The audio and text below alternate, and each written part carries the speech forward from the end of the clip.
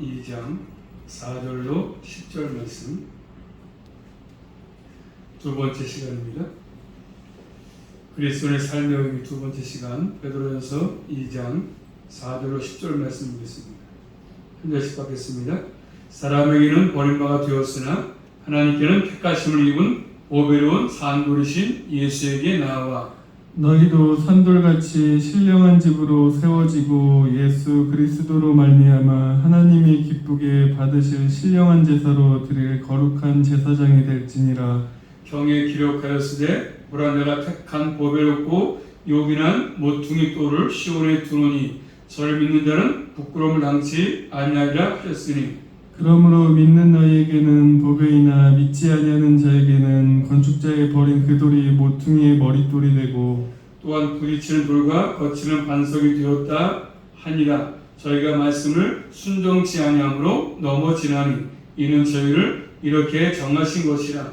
오직 너희는 택하신 족속이요 왕같은 제사장들이요 거룩한 나라요 그의 소유된 백성이니 이는 너희를 어두운 데서 불러내어 그의 기이한 빛에 들어가게 하신 자의 아름다운 덕을 선전하게 하려 하심이라. 너희가 전에는 백성이 아니더니 이제는 하나님의 백성이요 전에는 긍휼을 얻지 못하였더니 이제는 긍휼을 얻은 자니라. 아멘. 기도하겠습니다. 하나님 감사합니다. 오늘 밤도 또 저희들을 복된 자리에 아버지 불러주셔서 날마다 저희를 주님의 말씀을 듣게 하시는 아버지 감사합니다. 오늘 밤도 또 말씀으로 은혜받기 원하고 또 더욱더 주님을 저희들이 닮아가며 더욱더 주의 말씀에 귀를 기울여서 끝까지 우리의 삶 현장에서 말씀이 힘이 되므로 소망이 되므로 끝까지 승리의 삶을 잘 이어갈 수 있도록 오늘 밤도 우리 모두에게 은혜로 충만하게 허락해 주시옵소서. 특별히 항원사님 또 성원의 청년, 부울의 청년 부족한 눈을 기억하시고 부대시 보인다 할지라도 주님 함께 하셔서 날마다 저희들 좀 인정하시는 믿음으로 끝까지 달려갈 수 있도록 함께 해주시옵소서. 예수 그리스도 이름으로 감사하며 기도 올리옵나이다. 지난번에는 보배로운 산도를 소개했습니다. 오늘 두 번째 거룩한 제사장입니다. 거룩한 제사장. 예수를 믿는 우리가 누구겠습니까? 오늘 사람들은 버렸지만 예수 그리스도의 은혜로 또 산돌이신 그 예수를 통해서 우리가 또 주님의 도움을 받았지 않습니까? 그래서 우리는 항상 예수 안에 거하기 때문에 항상 자신을 인식하기 필요합니다. 내가 누구인가 자신을 잘 인식하는 것들이 필요합니다. 바르게 인식하기 필요합니다. 그래야만이 내가 예수 안에서 어떤 장을 바르게 인식해야만이 그에 합당한 새로운 삶을 살아갈 수 있거든요. 자, 그래서 여기서 우리가 살아가야 될 삶의 방이 정해지기 때문에 내가 누구인가, 내가 이제는 예수 안에서 구원을 받았기 때문에 내가 누군가를 자세히 바르게 아는 게 중요하고 그래야만이 그 신분에 합당한 삶을 살 수 있습니다. 저는 목사니까 목회자니까 어디 가든지 항상 의식이 있지 않습니까? 나는 목사니까 말을 조심해야 되는 것이고 행동을 조심해야 되고 그런 마음이 있지 않습니까? 항상 머릿속에 어디 가든지 나는 목사니까 모든 것을 조심해야 되겠구나. 잘못하면 빛의 역할을 할 수 없고 어둠의 역할을 할 수 있기 때문에 항상 매사가 신음할 수밖에 없는 것이지 않습니까? 마찬가지입니다. 우리도 항상 그리스도인이기 때문에 우리 다 그리스도인이기 때문에 모든 것들이 삼가 조심성이 있지 않겠습니까? 그래서 우리가 사는 곳에서 또 서 있는 곳에서 항상 예수님과 관련돼서 우리의 모든 삶을 또 옮기는 것이 필요한 것입니다.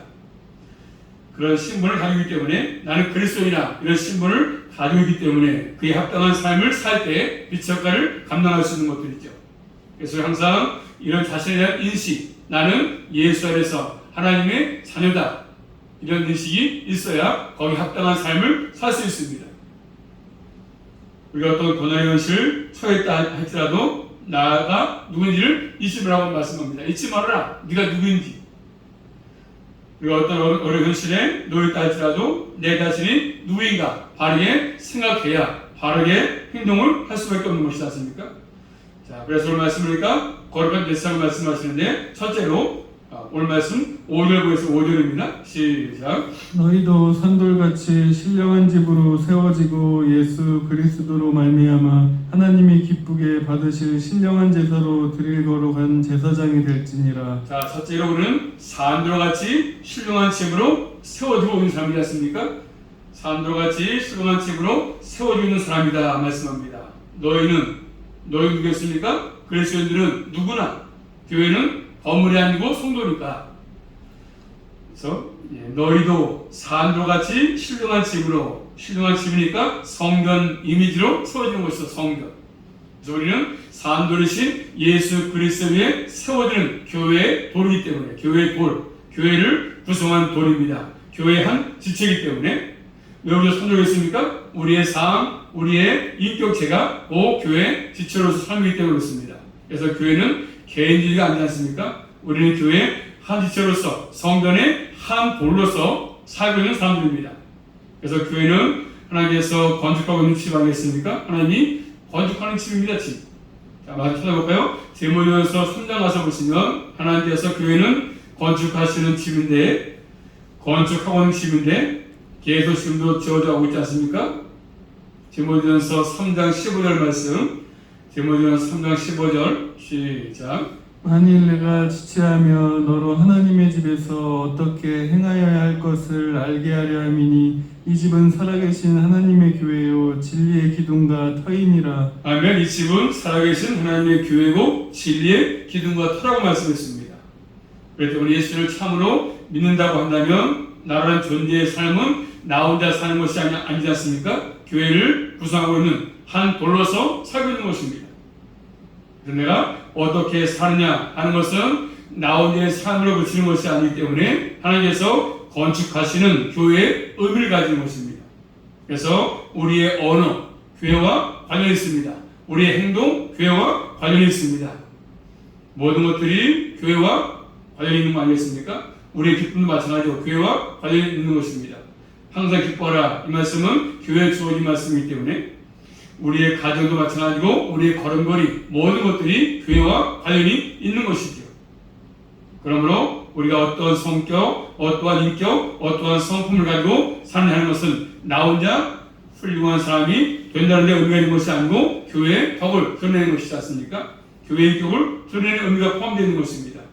그래서 우리의 성숙한 인격으로 우리 땅에 존재하는 것입니다. 그래서 우리 모든 사람은 다 교회를 이루어가는 그런 삶을 사는 것입니다. 이런 것들을 기억하고 너희의 삶을 진지하게 살라 이렇게 말씀하십니다. 그래서 우리 산도같이 신령한 집으로 세워준 삶을 말씀합니다. 두 번째는 우리는 5절 다시 보고 5절 말씀 시작. 너희도 산돌같이 신령한 집으로 세워지고 예수 그리스도로 말미암아 하나님이 기쁘게 받으실 신령한 제사를 거룩한 제사장이 될지라. 두 번째는 뭐죠? 우리는 거룩한 제사장. 우리 거룩한 제사장입니다. 그렇기 때문에 하나님이 세우신 교회 목사, 목회자가 성도의 제사장이 아니거든요. 그래서 예수 그리스도는 대제사장이시고 우리 모든 그리스도는 다 제사장이 않습니까? 제사장. 목사만 아니라 여러분도 다 제사장이야, 제사장. 그것을 만인 제사장이라 이렇게 말하는 것이지 않습니까? 그래서 바른 성경적 관점을 본다면 목사만이 아니라 여러분 모두가 다 제사장이 제사장. 그런데 요즘 자꾸 교회의 풍토를 보게 되면 자꾸 거꾸로 중세로 돌아가지 않습니까? 그래서 한국 교회는 목회자 의전 교회가 되어버렸습니다. 기도해도 목회자의 기도는 하나님 더 차별하는 것이고 또 성도의 기도는 다르다. 목사 기도하고 다리가 다르다. 이렇게 얘기하는 것입니다. 그러니까 목회자가 슈퍼맨이 안 되면서 문제가 들어가지 않겠습니까? 그래서 그런 것들은 교회를 병들게 하는 것들이고 결국 풍요로운 삶을 살 수 있게 만드는 것들입니다. 결국 목사도 그래서 다 마찬가지고 어떤 성도의 제사장이 아니기 때문에 다 제사장이기 때문에 결국 개개인이 하나가 그래서 제사장으로서 선한 것들이 필요합니다. 그러므로 주의 종들은 목회자들은 성도의 제사장이 아니기 때문에 결국 목회자는 말씀을 섬기는 종에 불과하지 성도의 제사장이 아니거든요. 그러므로 제사장은 누구였습니까? 다리 놓는 다리를 놓는 사람이 불가하죠. 목사들 다리 놓는 것이죠. 하나님과 사람 사이에 다리 놓는 것입니다. 하나님과 사람 사이에 다리 역할을 하는 것이죠. 그런 직분 아니겠습니까? 그러므로 항상 교회 공동체는 이런 것들을 나도 제사장이다 하는 것들을 알고 사는 게 중요합니다. 또 하나님이 기뻐하시는 신령한 제사로 드리는 것이 아니라 5절 말씀입니다. 다시 5절 말씀입니다. 한번 시작. 너희도 산돌같이 신령한 집으로 세워지고 예수 그리스도로 말미암아 하나님이 기쁘게 받으실 신령한 제사를 드릴 거룩한 제사장이 될지니라. 아멘. 제사장이 해야 될 가장 또 중요한 일이 뭐 있습니까? 중요한 일은 하나님이 기뻐하시는 신령한 제사를 드리는 것이지 않습니까? 하나님 기뻐하시는 영적인 제사 드리는 것이죠. 영적인 제사 뭐겠습니까? 로마서 12장 1절 말씀이니까 그러므로 형제들아 내가 하나님의 모든 자비하심으로 너희를 권하노니 너희 몸을 하나님이 기뻐하시는 거룩한 산제사로 드리라. 이 너희의 드릴 영적 예배라 이렇게 말씀하십니다. 그러면 영적 예배 뭡니까? 영적 예배는 우리의 몸으로 행하는 모든 것이 우리의 몸으로 행하는 모든 것이 하나님을 기쁘게 하는 성격 그럴 때 그것이 영적인 예배가 되는 것이죠. 우리가 살아가는 삶이 하나님 보시기에 합당한 영적인 예배가 되느냐 말씀하죠. 예배를 드릴 때만이 아니라 우리의 모든 삶이 그런 것입니다.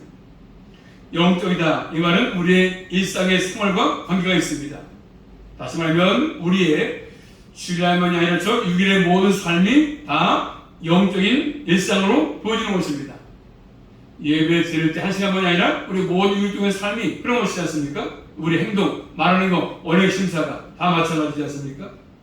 하나님 보시는 우리 영성, 일상생활입니다. 우리가 말하는 거, 우리가 일하는 거, 가정에서 그래서 일하는 것도 마찬가지죠. 설거지하는 거, 밥하는 거 다 마찬가지입니다. 또 친구 만나는 거, 다 모든 것들 거기에 영성이 필요하지 않습니까? 주님과 함께하는 그런 모든 것들이 필요합니다. 왜? 제사장들이니까.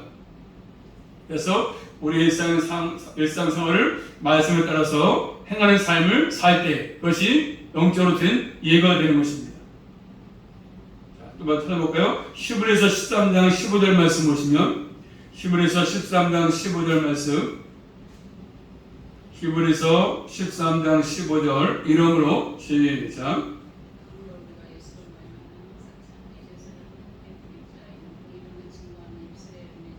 이러므로 우리가 예수로 말미암아 항상 삶의 예사를 하나님께 드리자. 이는 그 이름을 증거하는 입술의 열매라고 말씀합니다. 찬송, 찬미 하나님께 드려진 제사 아니겠습니까? 누구 때문에 드리겠습니까? 우리의 환경 때문이 아니라 예수로 말미암아 드려지는 찬송이죠.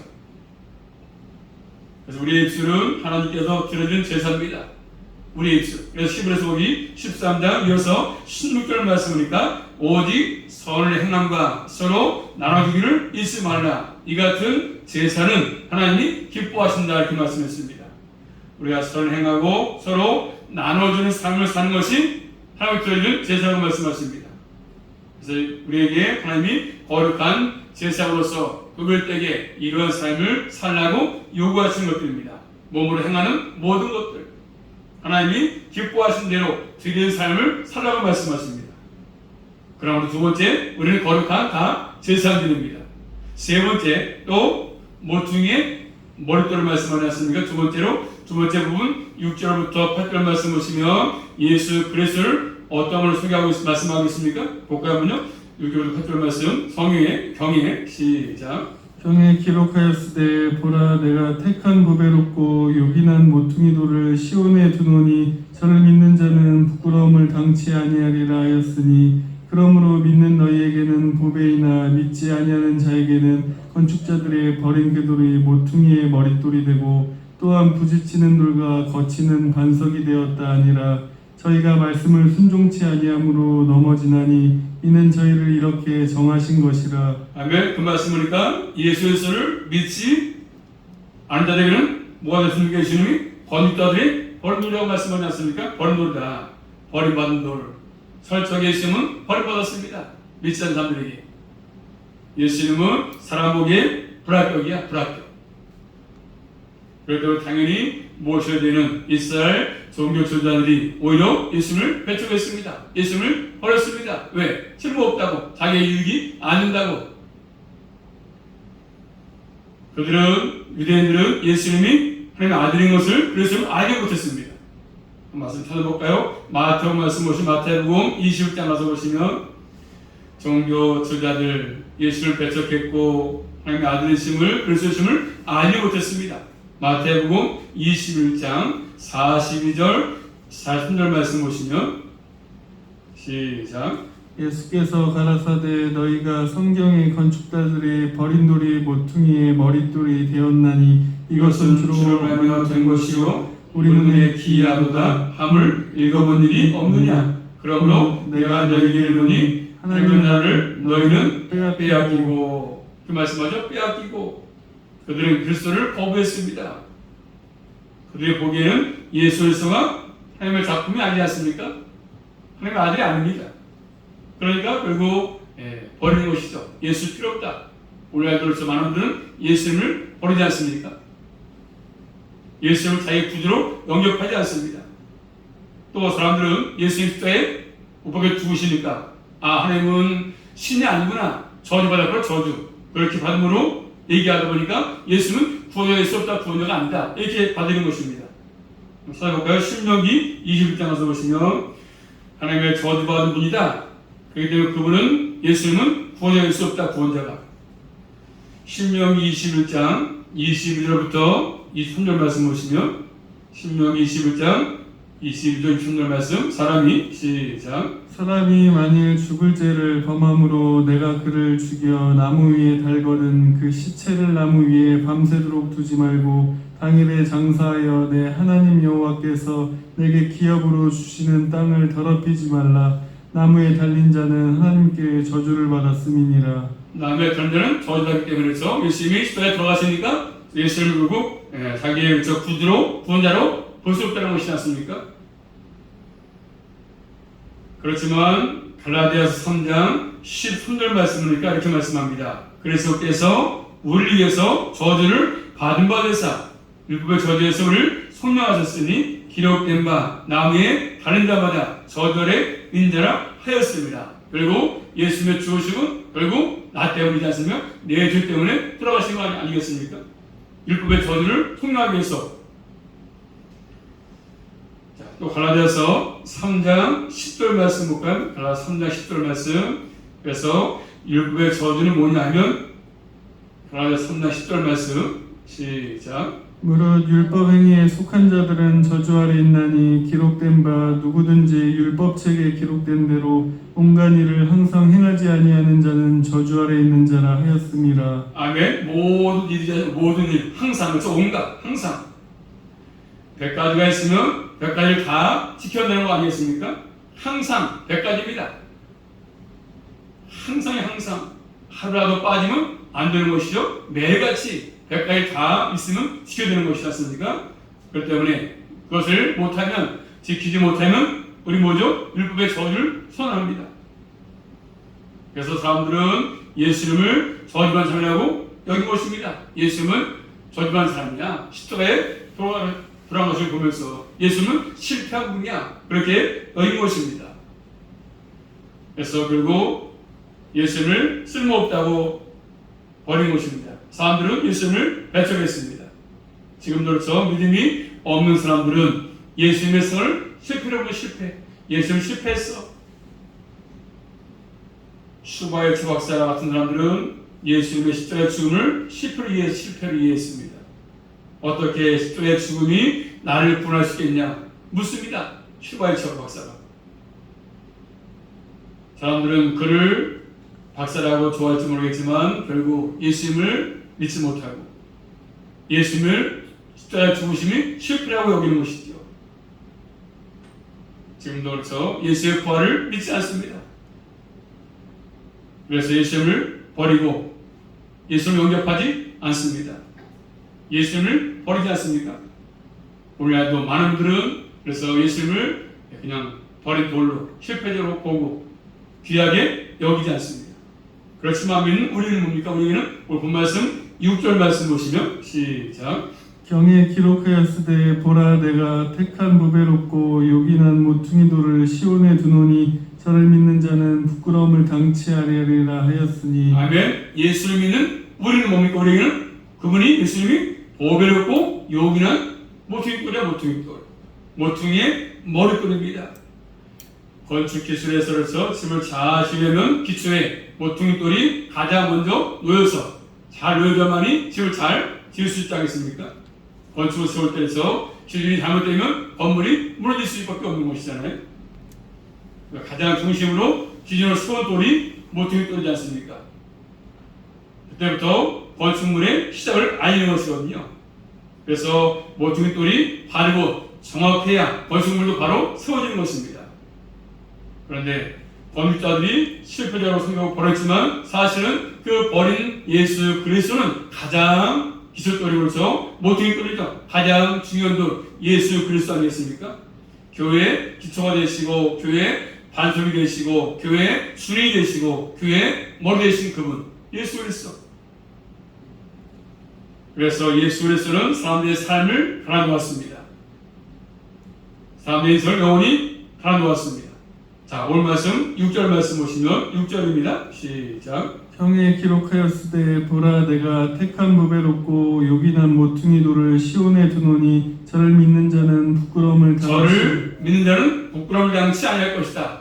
그렇죠? 모퉁이돌 사람들이 버린 그 모퉁이돌 그분을 믿는 사람은 부끄러움을 당치 아니할 것이다 말씀하십니다.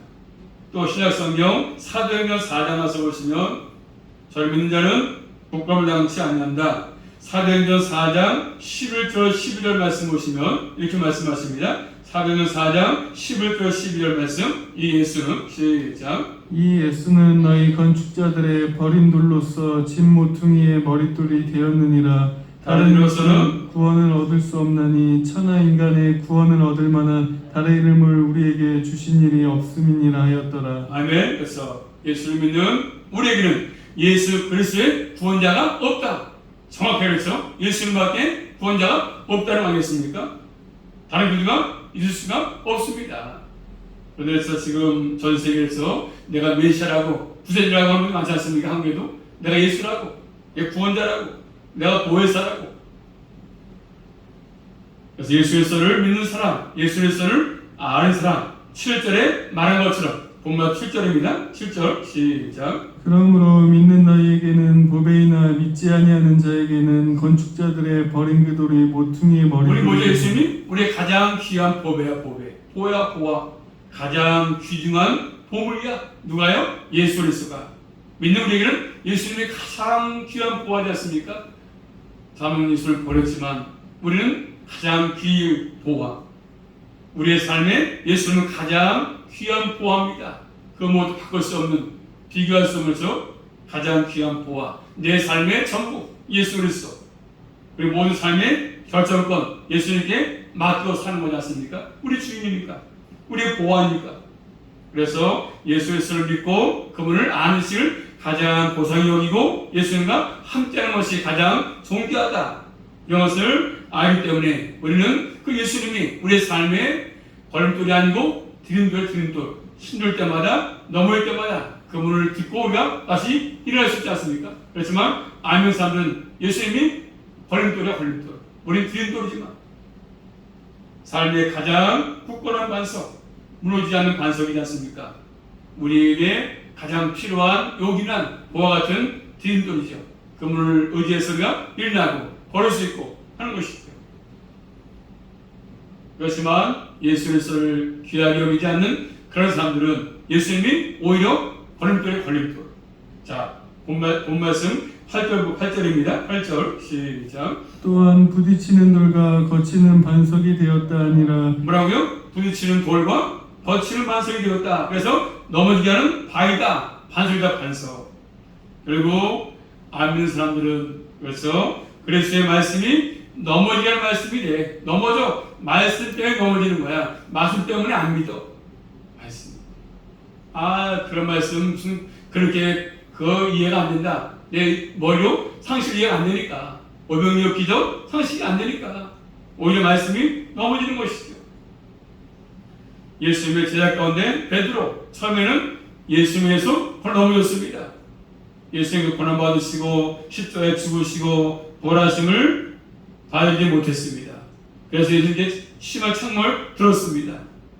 말씀을 기다리지 않았습니다. 예수님을 부인까지 했습니다. 뭐냐 것이 넘어진 것이죠. 오히려 말씀이 넘어진 거야. 말씀을 기다리지 않았으니까. 다시 오늘 본 말씀 8절 말씀 8절입니다. 시작. 또한 부딪히는 돌과 거치는 반석이 되었다 하니라. 저희가 말씀을 순종치 아니함으로 넘어지나니. 왜 넘어지죠? 말씀에 순종치 아니하기 때문에 넘어지는 것입니다. 베드로가 말씀에 순종치 않으니까 넘어진 거잖아요. 그래서 말씀을 믿지 아니하면 결국 넘어집니다. 우리도 그렇죠? 살아가면서 말씀을 믿지 아니하면 결국 넘어져서 실패할 수밖에 없잖아요. 실패할 수밖에 없어요. 결국 넘어집니다. 시험 들고 주님과 멀어지고. 우리에게 있어가지고 주님의 말씀은 인생을 세우는 디딤돌이 되는 것이요. 디딤돌. 그래서 내 인생에 말씀이 디딤돌이 되는지 아니면 바람돌이 되는지 한번 각자가 생각해보는 것들이 필요하겠습니다. 나를 이렇게 세워주고 새롭게 하고, 그래서 그런 의미로 말씀이 다가오는지 아니면 그저 하나님의 말씀이 예수 그리스도가 내 삶에 귀찮아지고 교회 나가는 게 귀찮아지고 그저 예수님은 장식품이고 그저 인생에 있어가지고 아무런 빛도 주지 않는, 아무런 생각이 없는, 나와 상관이 없는 그런 삶을 살고 있는지.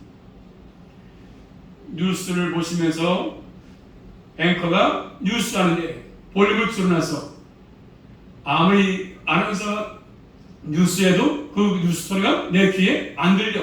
똑같은 것입니다. 그런 것처럼 아나운서가 말은 열심히 하는데 나에게는 귀에 아무 소리가 안 들려. 왜요? 볼륨을 줄여놨으니까. 아무리 중요한 말 해도 들리지 않습니다. 마찬가지죠. 우리가 말씀을 들을 때 그 볼륨을 완전히 꺼놓고 있다면 하나님의 말씀이 나에게 안 들리는 거예요. 볼륨을 켜놓고 그렇죠. 주발 잘 맞춰가지고 말씀을 들어야 귀에 들릴 텐데 딱 꺼놓고 있으면 말씀 내 귀에 안 들리는 것이죠. 완전히 볼륨을 꺼놓고 있다고 한다면 그렇죠. 문제가 될 수밖에 없는 것입니다. 오늘 두 번째 시간으로 여기까지 하겠습니다. 그 다음 기회도 세 번째 또 말씀을 하겠습니다. 아무쪼록 이 말씀을 꼭 기억하시고 나의 가장 보아이신 보배돌이신 모퉁이돌 대신 예수님을 나의 안대로 삼고 그분을 의지하고 믿음의 길을 잘 걸어갈 수 있기를 주님의 이름으로 축복합니다. 기도하겠습니다. 살아계신 아버지 감사합니다. 사람들이 쓸모없다고 배척하고 버린 돌, 아버지 우리에게는 그분이 가장 내 인생의 보아이시고 보배입니다.